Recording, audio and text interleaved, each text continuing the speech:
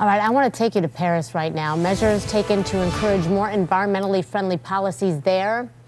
They haven't always been embraced, and right now we are seeing a big brunt of what is coming from the protesters there. You see the people on the street, live pictures. We understand that at one point someone estimated this yellow vest protesting rising fuel costs, and more. Another tax increase on diesel is coming in 2019. They're saying there was about 5,000 people on the street. That was one estimation. Jim Bitterman is with us from the Paris Bureau right now. Just overhead, he can see over his shoulder some of these protests. And Jim, I just saw you with a gas mask on. Are you experiencing any of the effects of what's happening on the street below you?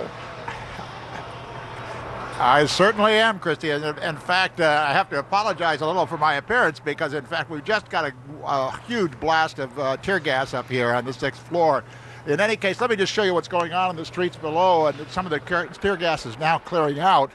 But basically, you see the yellow vested protesters who've been here all morning long since about 9 o'clock this morning Paris time. It's now after 2 in the afternoon.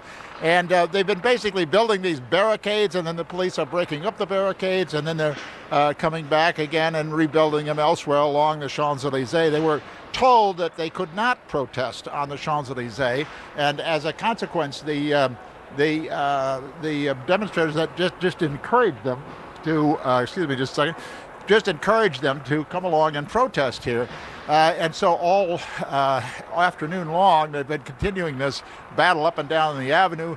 The authorities did say that they should protest over in an area near the Eiffel Tower, but the protesters refused that as much as there's any organization with these protesters, because one of the problems for the government is that there is no real person in charge of these demonstrations. There are just a lot of small groups of people who are angry about rising fuel prices, but now it's kind of morphed into a movement that is against the government in general.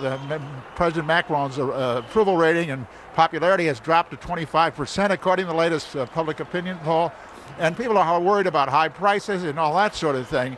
And as a consequence, it's very easy for them to get a yellow vest, which all French motorists are supposed to have in their cars, take their yellow vest and become a part of this movement. Christy, Martin? So we're getting word, Jim, that the French far-right political leader, of course, Marine Le Pen, is rejecting accusations that she fueled today's violence.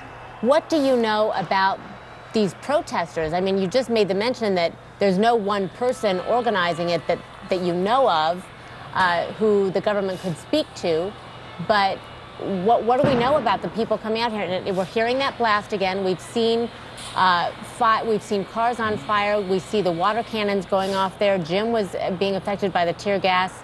Certainly this has grown into something they did not expect. Exactly. I think that while the police, Interior Minister a little while ago said that they were planning for this and they had it.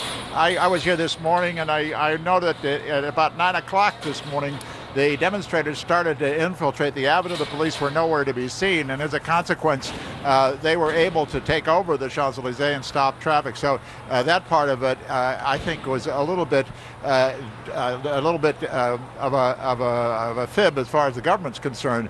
But in any case, the protesters expect to continue this afternoon. And the thing about Marine Le Pen, basically what happened was that the Interior Minister sort of blamed her for this, for the action on the Champs-Élysées, because she said a couple of days ago that she didn't understand why the government was forbidding people to protest on the Champs-Élysées, because after all, they come out and celebrate on the Champs-Élysées when there's something positive to celebrate, so why should they be not allowed to protest? And the government said from the very beginning they did not want people on the Champs-Élysées. This is a terrible thing for the image of France.